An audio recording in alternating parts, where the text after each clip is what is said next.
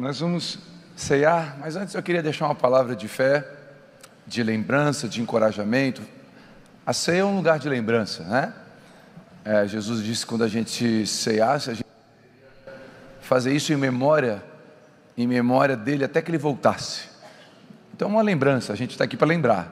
Eu quero te lembrar de uma coisa: você está aqui por causa de Jesus. Eu quero te lembrar outra coisa: você só tem esperança por causa de Jesus. Quero te lembrar outra coisa: só tem vida eterna por causa de Jesus. Amém? Então a lembrança é por aquilo que ele fez. E até que ele volte, ele vai voltar. Quem crê que ele vai voltar? Amém. Amém, ele vai voltar. E até que ele volte, a gente tem que ser lembrado uns aos outros sempre, né, daquilo que é importante. Se você vê na Bíblia, Deus está sempre falando com o seu povo lá no deserto, na época dos juízes, na época dos patriarcas. Sempre Jesus está falando: eu sou o Deus de Abraão, o Deus de Isaac, o Deus de Jacó. Lembra que eu tirei vocês com mão forte do Egito. Aí o povo se perdia, ele vinha de novo: lembra que eu tirei vocês com mão forte do Egito. Lembra que eu sou Deus de Abraão, de Isaac e de Jacó. E Deus nos lembra sempre, né? Olha, eu fiz isso, eu tirei vocês do Egito, eu sou Deus de Abraão, olha o que eu fiz com Abraão, olha o que eu fiz. Então é importante lembrar, amém? Eu queria lembrar hoje de um valor, de um princípio, de algo lindo do cristianismo, da nossa fé. Eu queria trazer um valor, resgatar um valor que, infelizmente, hoje no Brasil e em outros países do mundo, tem se perdido um pouco, devido a algumas teologias perigosas, como a teologia da prosperidade, que enfatiza bênçãos financeiras, a teologia coach, que enfatiza bênçãos emocionais. Ou seja, não importa se é financeiro ou emocional, teologias que colocam o homem no centro. E no centro do Evangelho não está o homem, no centro do Evangelho está Jesus. Então, eu queria trazer um valor que resgata isso. O que é que nos centraliza em Cristo? O que nos fixa em Cristo?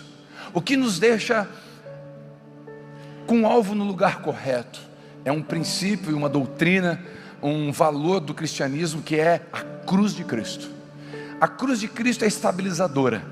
Na cruz não tem variação. A cruz você está parado, fixo literalmente. A cruz nos remete a um lugar de segurança.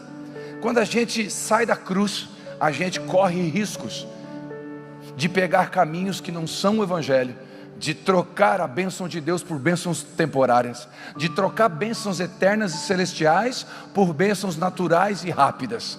Nós corremos o risco de perder a fé. Quando a gente abandona a cruz, corremos o risco de barganhar com Deus, corremos o risco de investir no nosso ministério, não investir mais na nossa com Deus. Corremos o risco de buscar o que Deus tem para dar e não buscar mais o Deus que dá as bênçãos. Corremos o risco de adorar a bênção e esquecer do abençoador. Corremos o risco, quando a gente sai da cruz, a cruz é o lugar que nos fixa. Olhar para a cruz nos acalma, nos traz de volta para o lugar que não deveríamos ter saído. A cruz nos lembra, é como se fosse um farol de navegação. Quando o navio está perdido, ele procura esse farol, e quando ele olha para esse farol, ele sabe onde ele está. Todas as vezes que você estiver perdido, guarde essa palavra: lembra da cruz de Cristo. Isso vai trazer você de volta. A cruz de Cristo alinha o seu coração. Lembra do que Ele fez, lembra do sacrifício. Porque a gente pode ter uma igreja com 1 milhão de membros, a gente pode fazer um templo para 30 mil pessoas, nós podemos batizar esse ano 5 mil pessoas. Tudo isso é maravilhoso, mas se a gente abandonar a cruz de Cristo, nós vamos ter um evangelho sem cruz e um cristianismo sem Cristo. Logo, não vai ter poder. Pode ter movimento, pode ter barulho, pode ter performance, pode ter até números, mas não vai ter o Evangelho. E o que muda as pessoas no final não é uma boa pregação. O que muda as pessoas no final não é uma canção muito bem cantada como foi cantada aqui. O que muda as pessoas não é botar um adesivo ungido no seu carro. O que muda as pessoas no final não é ser tocado por um pastor. O que muda as pessoas no final é o Evangelho, que é o poder de Deus. É a palavra do Evangelho, é a cruz de Cristo. Então eu queria trazer essa verdade de novo. Eu queria lembrar, gente, na verdade, creio que todos nós, se não todos, a maioria, sabe disso, que é a cruz. E eu quero lembrar de duas facetas da cruz, antes de trazer os benefícios da cruz. Quais são as duas facetas que eu queria lembrar? Primeiro, a cruz nos lembra da redenção. O que é isso, pastor? É porque é através da cruz, e é através da cruz, que nós somos salvos. Jesus morreu na cruz, sofreu na cruz, levou os nossos pecados na cruz. O castigo que nos traz a paz estava sobre Ele na cruz. Na cruz, Jesus se sentiu separado do Pai, para que nós estivéssemos unidos ao Pai. Olha que coisa linda. Na cruz, Jesus fala o seguinte: Deus meu, por que me abandonaste? E eu queria fazer uma pergunta: qual pai, em sã consciência, abandona um filho na hora da sua dor? Não existe. E a Bíblia diz que Deus é um bom pai. Pastor, onde está escrito? Questionaram Jesus: bom mestre. Jesus disse: não me chama de bom, bom é meu pai. Se Jesus disse que Deus era bom, Deus é bom. E se Deus é bom, que Deus bom é esse que vira as costas para o filho na cruz? Que Deus é esse que abandona? Porque Jesus disse: Deus meu, por que me abandonaste? Ele foi abandonado. Não é uma mentira, não é um exagero, é uma verdade. Jesus foi abandonado pelo Pai. Por quê? Porque naquele momento em que Jesus está na cruz, Deus olhou e não viu Jesus, viu o meu e o seu pecado. E o meu e o seu pecado nos separam de Deus. A Bíblia diz que o pecado nos afasta de Deus. E naquele momento, quando o Deus Pai olha para o Filho unigênito e não vê o Filho, vê os nossos pecados, Ele dá as costas para o Filho. E ali naquele momento, olha que coisa incrível, naquele momento, o escritor de Romanos vai dizer que nós fomos adotados, habita em nós o Espírito de adoção, amém? O Espírito Santo que nos chama Abba, que clama Abba, nós somos adotados. Você foi adotado, amém? Aí você pode pensar: poxa, mas eu fui adotado, então eu não sou filho legítimo. Não, mas olha que lindo isso, na carta aos Romanos, essa instrução. Na cultura romana, quando um filho era adotado, ele nunca poderia mais ser abandonado.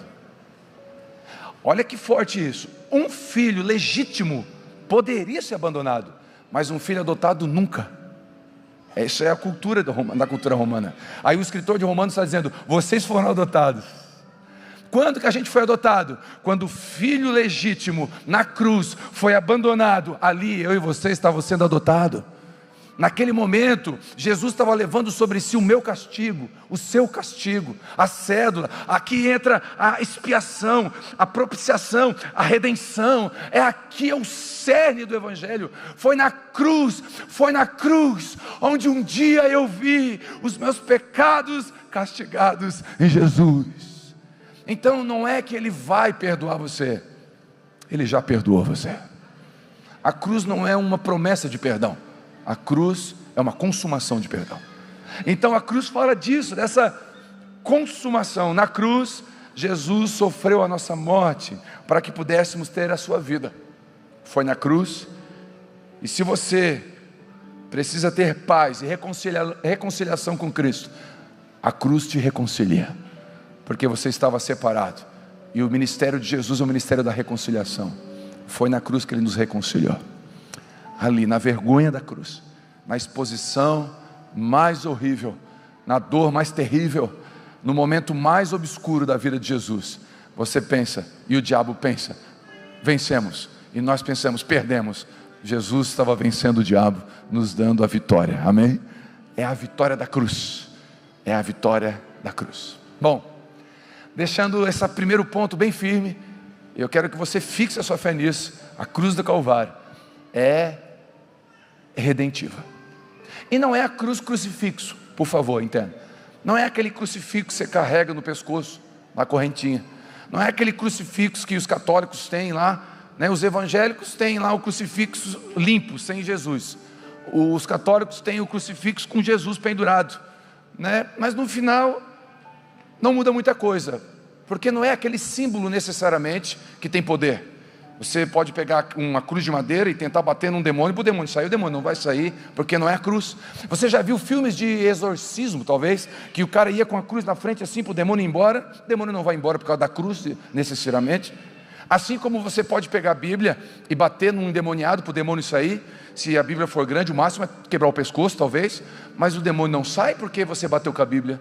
A Bíblia tem poder e autoridade, quando guiada, amada por nós, lida e cuidada por nós, guiados pelo Espírito Santo. A Bíblia aqui, cheio do Espírito Santo, a autoridade de Deus. Amém? Porque tem gente que tem a Bíblia aberta no Salmo 91, do lado da cama, e a vida está um inferno. Não é a Bíblia aberta no Salmo 91. No Congresso tem Bíblia aberta, no Senado também, mas não há temor de Deus. O temor de Deus é que nos dá autoridade. Amém? Então são símbolos que a gente não pode perder, mas não necessariamente é um apego a um misticismo ou a um ponto de contato. Tem gente que passa a mão na cruz e se benze. Não estou dizendo aqui, não estou nem refutando isso, mas não tem poder nisso. Esses dias um irmão que está congregando com a gente há pouco tempo: pastor, posso continuar me benzendo? Eu falei: rapaz, por que você se benze? Eu quero lembrar da cruz. Eu falei: tá bom, mas não precisa, porque a sua lembrança está aqui. O Espírito Santo lembra você da cruz. Não é necessariamente um ritual, amém? Mas, saindo da periferia, entrando no que é central, eu quero trazer um segundo ponto da cruz, que eu acredito que é muito importante. Quero ler com você Lucas 9, 23, por favor.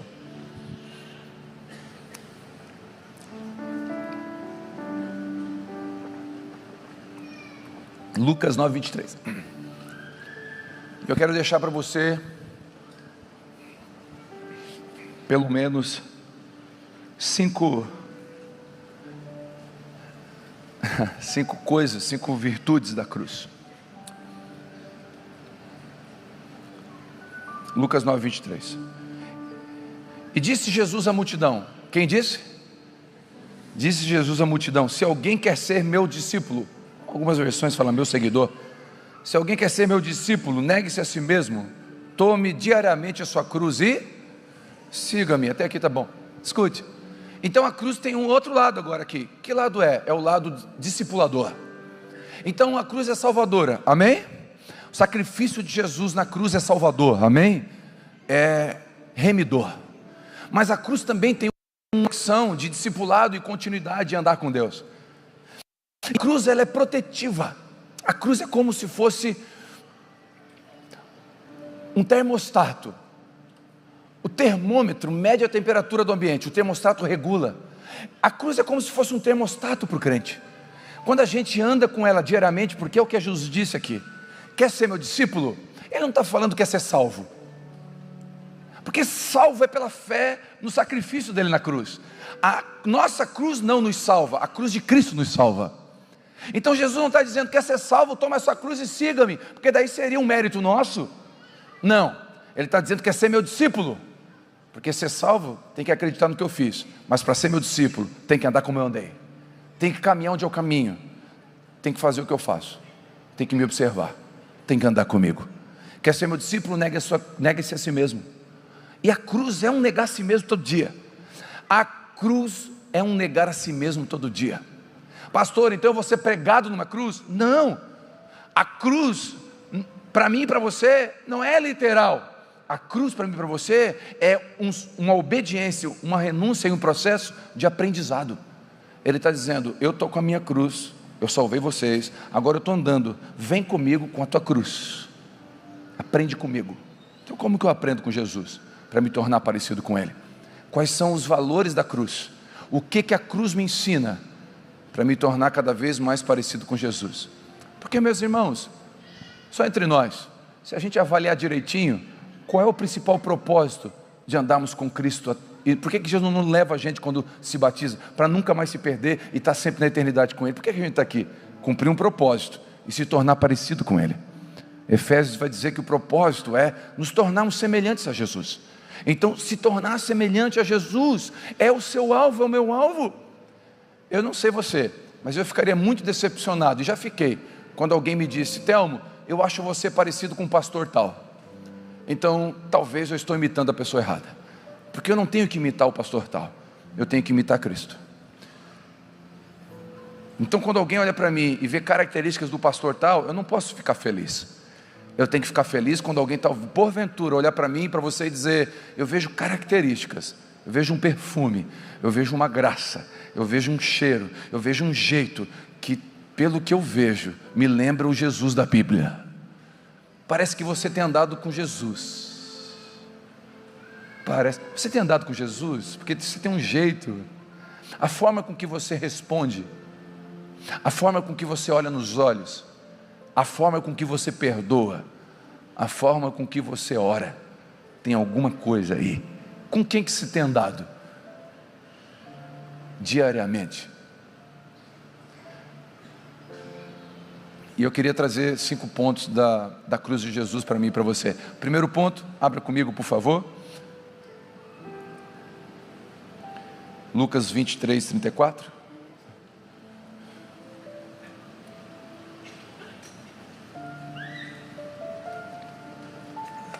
Lucas 23, 34 diz assim: Jesus disse: Pai, perdoa-lhes, pois não sabem o que fazem. E os soldados tiraram sortes para dividir entre si as roupas de Jesus. A multidão observava, os líderes zombavam: salvou os outros, salve a si mesmo, se é o Cristo escolhido de Deus, diziam. Os soldados também zombavam dele, oferecendo-lhe vinagre para beber, diziam: se você é o rei dos judeus, salva a si mesmo. Uma tabueta acima dele dizia: este é o rei dos judeus. Um dos criminosos, pendurado ao lado dele, zombava, dizendo: então você é o Cristo, salva a si mesmo e a nós também. Mas o outro criminoso repreendeu ele, dizendo: você não teme a Deus, nem mesmo ao ser condenado à morte? Nós merecemos morrer pelos nossos crimes, mas não este homem, ele não cometeu mal algum. Então ele disse: Jesus, lembra-te de mim quando vier o teu reino. E Jesus lhe respondeu: eu lhe asseguro que hoje você estará comigo no paraíso. Esse texto aqui eu quero trazer 5 verdades para encorajar você. Primeira, pastor, o que a gente faz na cruz diária para ficar parecido e se tornar um discípulo de Jesus? A gente perdoa.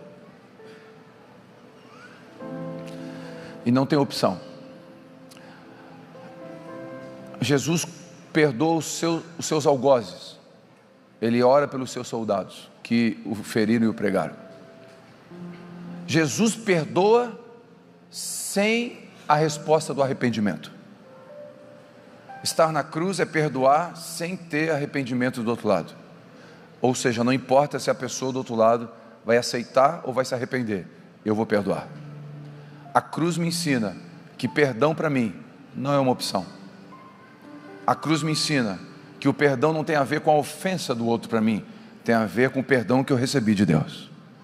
A cruz me ensina que o perdão é se tornar parecido com Jesus. Jesus perdoa da cruz. O que Ele espera de mim e de você carregando a nossa cruz? Que a gente perdoe as pessoas. Pastor, mas perdoar não é fácil. Ninguém diz que é fácil, mas é possível. Se Jesus da cruz perdoou, nós também podemos perdoar. Se Jesus orou pelos seus algozes, nós podemos orar por aquele que nos persegue. E eu não posso apresentar para você um evangelho que mente, que vai dar tudo certo. É difícil ouvir que tem que orar por aquele que nos persegue. É difícil, porque não é fácil orar por quem nos persegue. Às vezes a gente tem dificuldade de orar para quem a gente ama. A gente esquece de orar por quem a gente ama, vai orar por quem nos persegue.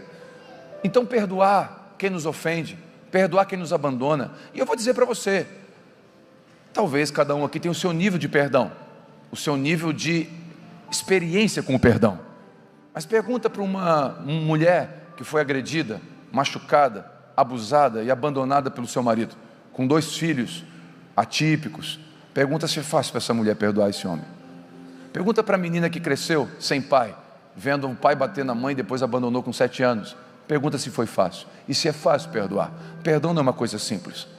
Perdão não é uma coisa que a gente trata de forma barata. Quando alguém não consegue perdoar, não pense que essa pessoa é fraca. Pense que talvez ela está fora da cruz só. Porque na cruz a gente consegue perdoar. Longe da cruz a gente não consegue perdoar. Eu vou dizer uma verdade. Longe da cruz a gente não consegue perdoar. Longe de Jesus, nós somos mal. Nós guardamos rancor. guardamos mágoa, nós não perdoamos. Só na cruz de Jesus que a gente consegue fazer isso, só andando com Ele, senão a gente vai levar para o nosso coração. E eu vou dizer uma coisa, não é fácil. Um dos cultos agora, às 10 da manhã, um casal me procurou, e o marido está lutando contra um câncer. Um homem de 41 anos, lutando contra um câncer. E a esposa do lado, e ele ficou com uma deformação pequena no olho esquerdo. E vai ter um exame, e foi feito alguns exames e diagnosticou que não saiu tudo, e o câncer espalhou, virou uma metástase. E agora vão tentar descobrir onde está. Quem já enfrentou isso na família ou pessoalmente sabe que esse momento, o medo bate, a dor, a angústia, tudo isso vem envolvendo nosso coração.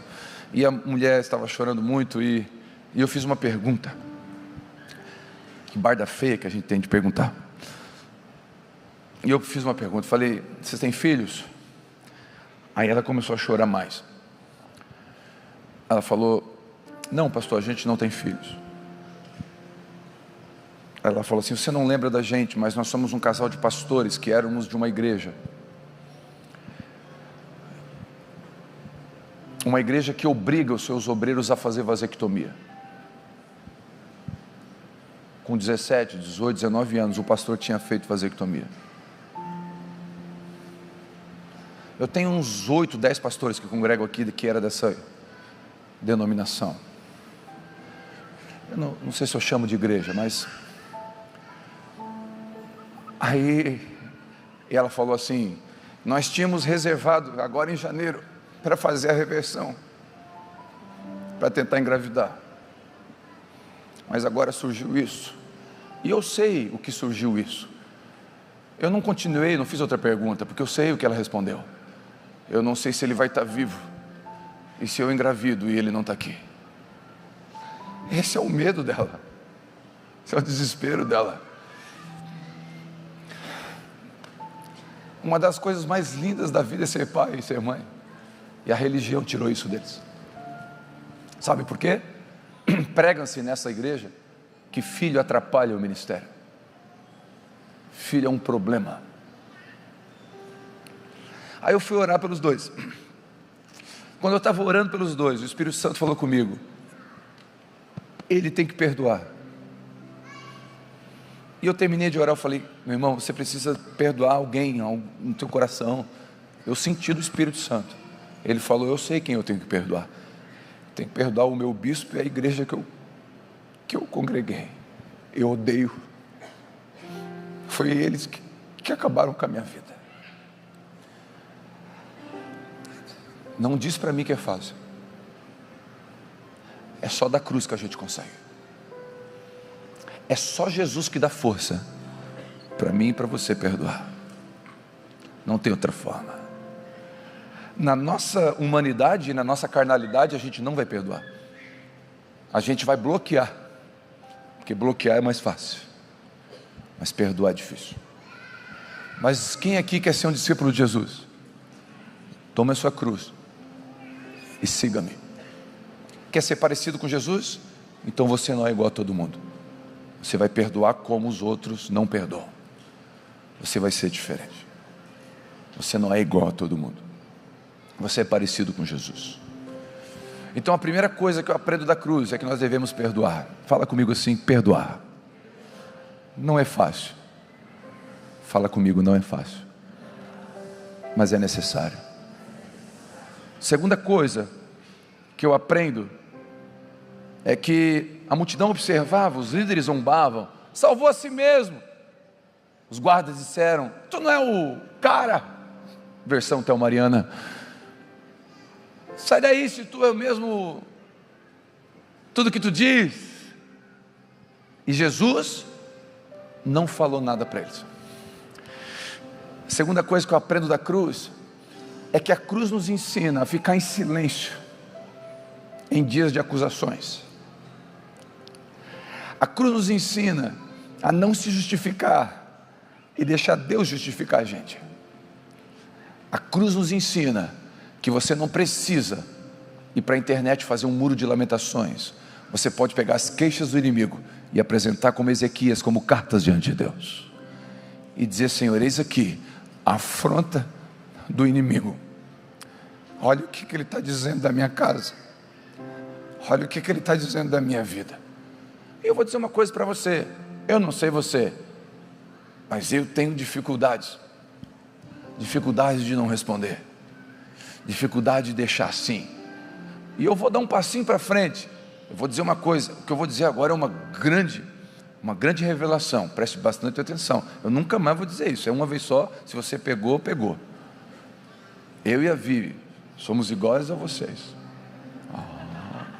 Nossa, que grande. Agora você se surpreendeu, né? Pegou o código. Vocês acreditam que dá raiva?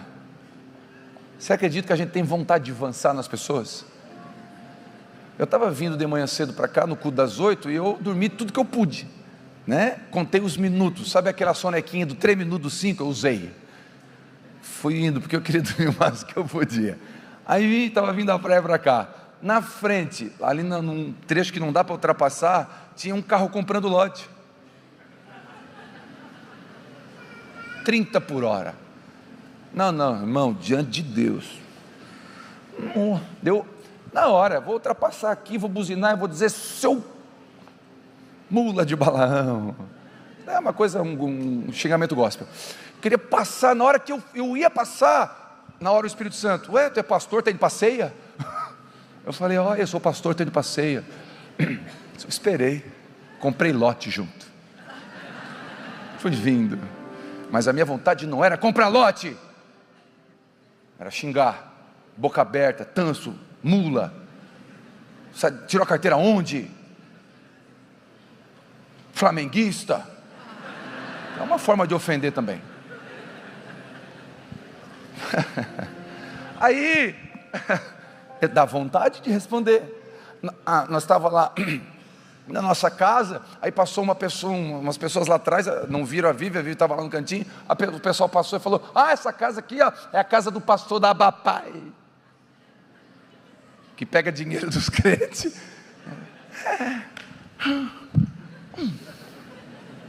Só que a cruz nos estabiliza, e a cruz não é de velcro. Se fosse, ó, prova, desgraçado. Só um pouquinho. Se desce, mas não dá para descer e voltar. A cruz não é de velcro, a cruz é de prego. E é tão verdade isso, que até para ser crucificado a gente precisa de alguém. Porque você prega o pé, prega uma mão, a outra fica livre. Não dá para pregar. Aí Deus usa o seu gerente, aquele desgraçado. Não, passou que palavrão. Não, desgraçado é sem a graça. Ele ainda não é salvo. Ele usa o seu cunhado. Ele usa o seu vizinho. Ele usa para pregar. Para quê? Para depois de pregar você olhar e dizer: Pai, perdoa eles, não sabem o que fazem. Porque eu sei o que eu quero fazer, mas eles não sabem o que fazem. Se o Senhor me liberar. Então, da cruz a gente silencia. Só da cruz a gente consegue.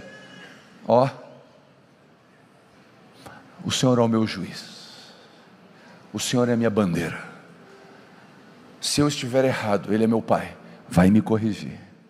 E se eu não estiver, Ele vai ser o meu juiz, vai me justificar. É só da cruz que a gente consegue fazer silêncio. Tem hora que na internet atacam a minha esposa, atacam os meus filhos, somos julgados de tanta coisa, dá uma vontade de responder, mas eu uso uma ferramenta: bloquear. Não vai ver mais nada.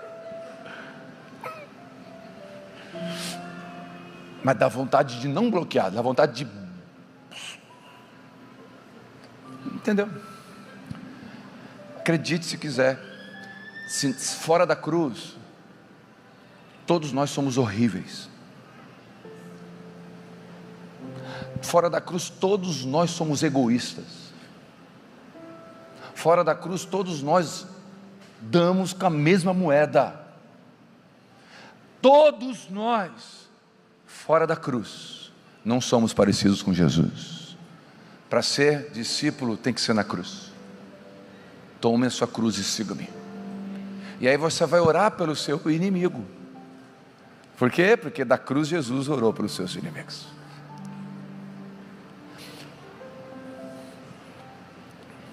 Segunda coisa que dá para fazer da cruz. Então tome muito cuidado. O silêncio é uma grande arma de defesa. O silêncio nos ajuda a ouvir Deus e não perder o foco.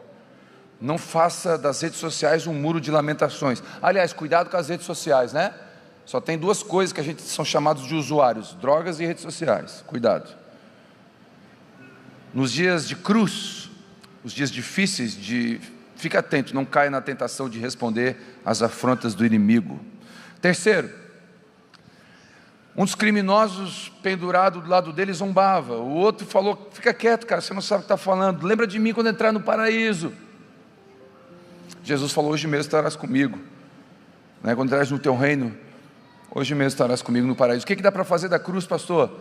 Quando a gente está na cruz de Cristo, a gente não perde o foco, mesmo com as acusações e com as blasfêmias, e com as falácias e as perseguições.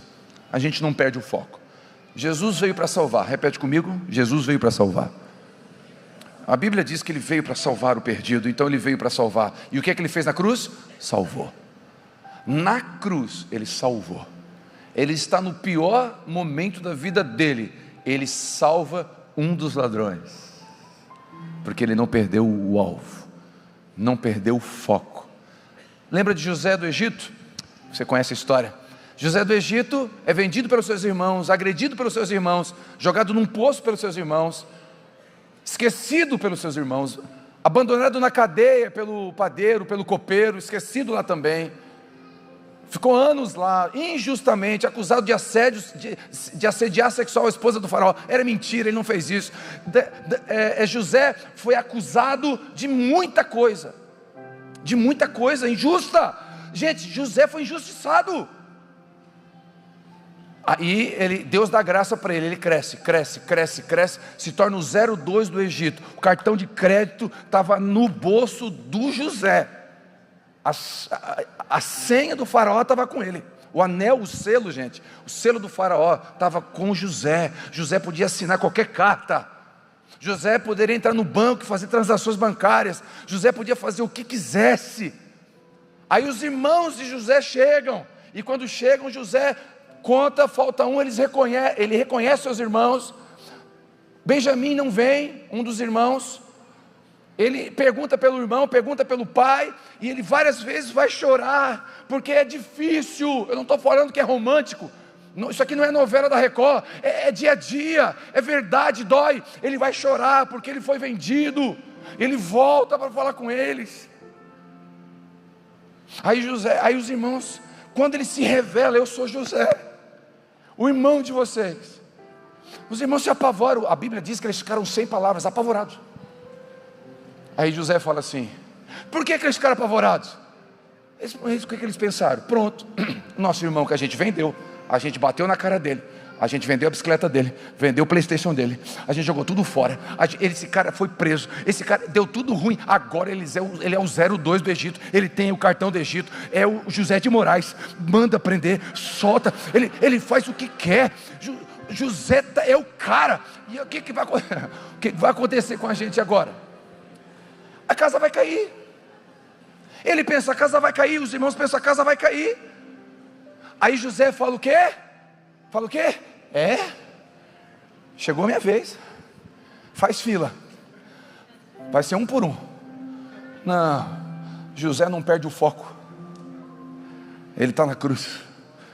Ele fala: não foi vocês que me trouxeram aqui, foi Deus que me trouxe aqui. José não perdeu o foco de que Deus está no controle de tudo. Ele é soberano. Quando você está na cruz, as coisas podem estar muito bem ou muito mal. Você descansa, porque Deus não perde o controle da sua vida. você chora, porque dói. Você vai para o canto chorar, porque é ruim. É ruim. Não é fácil. Ele ficou longe do seu pai por muito tempo.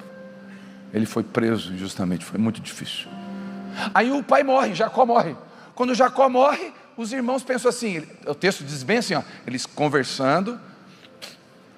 Rapaz, o pai estava vivo, e aí José não fez nada. Mas agora o pai morreu. Eu acho que José agora ele vai vir.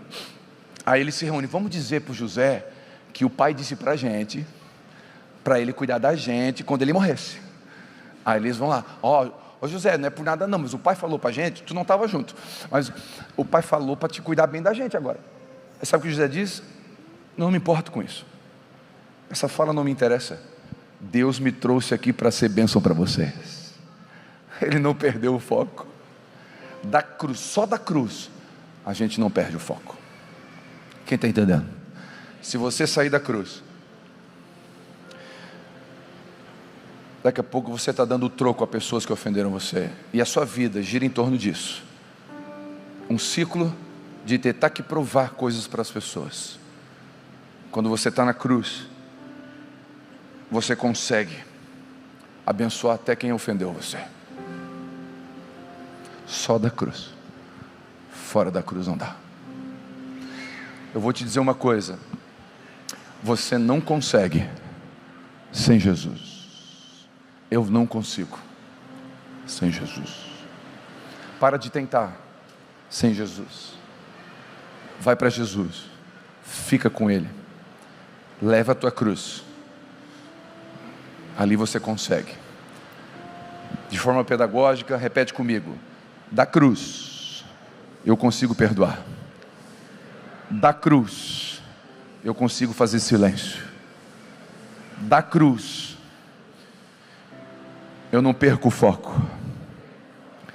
Quarto, João 19:25 diz que perto da cruz estava a mãe de Jesus, e ali também estava João, e Jesus chega para Maria e fala: Maria, está vendo este homem? Cuida dela. João, está vendo essa mulher? Cuida dela. Jesus está na cruz do Calvário. Jesus está onde? Está gostoso a cruz? É anatômica? É ou não? Ela se encaixava pelo perfil do corpo? Não. A cruz era dolorida, violenta, agressiva, matava por asfixiação, era horrível. A coroa de espinhos eram espinhos de 12, 10 centímetros cravados na cabeça. As chicotadas arrancaram pele e carne das costas. Jesus está no auge da dor e ele olha para uma mulher e se preocupa com ela, e olha para um menino e fala: se preocupa com ele. A gente tem uma dor de dente, a gente não se incomoda, mas a vida gira em torno da vida da gente. A gente tem um problema, e eu não estou dizendo que seu problema é pequeno ou grande, eu estou dizendo que a gente esquece de ser bênção na vida de alguém por uma dorzinha, uma coisa menor. Jesus está na pior das dores e ainda está cuidando de alguém.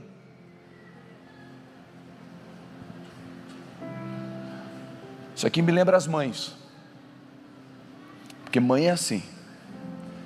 Mãe está gripada, braço quebrado, mancando, calo no pé, TPM, filho está doente, ela bota nas costas e sai correndo para o hospital, larga tudo, faz comida, tudo. E esse amor de mãe, ele é absurdo. Homem, se está gripado, a morte está ali na frente. O homem, é que a mulher não entende a gripe do homem, é uma gripe diferente, mexe com o nosso psicológico, não mexe? Dá uma impressão que a gente vai morrer mesmo, uma coisa muito difícil, é quase inexplicável. É difícil de explicar, por isso que vocês não entendem. Esse amor de mãe, e vê só, Deus, a Bíblia fala, compara o amor de Deus com o amor de mãe. Pode uma mãe esquecer do filho que amamenta? Mas ainda que essa esqueça, eu sou teu Deus e não esqueço de ti.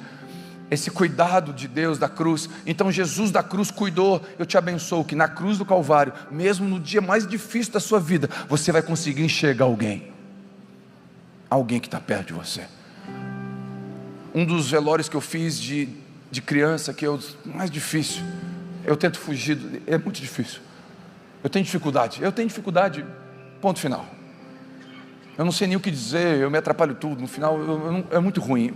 Eu estou só expressando a minha limitação. Em um desses, o pai, eu estava ali tentando consolar o pai da criança, está do lado conversando com um homem, aí eu estou passando, o pai, vem aqui, pastor, o que foi? Eu estou falando de Jesus para esse homem. O que você está fazendo?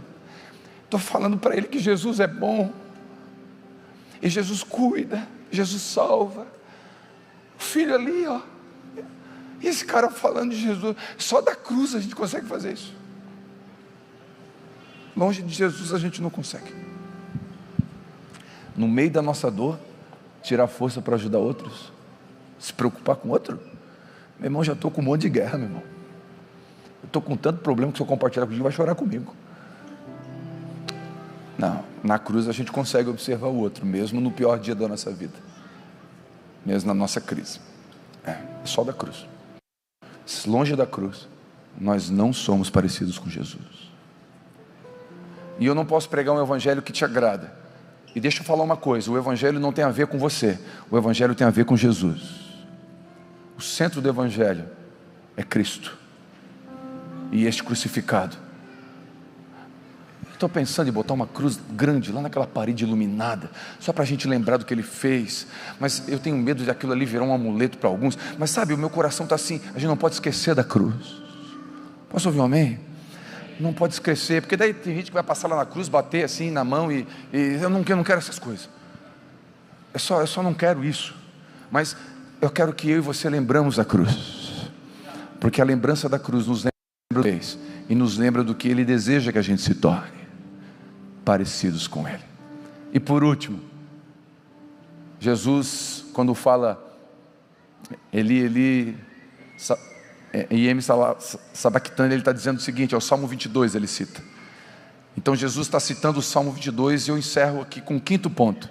Na cruz, quando você estiver na cruz com Jesus e estiver doendo bastante, lembra de que a leve e momentânea tribulação que passamos aqui não há de se comparar com a glória que há de vir. Tem promessas na Bíblia que são eternas e não vão se cumprir nessa terra, vão se cumprir na eternidade. Jesus cita as Escrituras. Que Deus te lembre das Escrituras nos piores dias da sua vida e que essa lembrança aqueça o seu coração. Quem recebe essa palavra?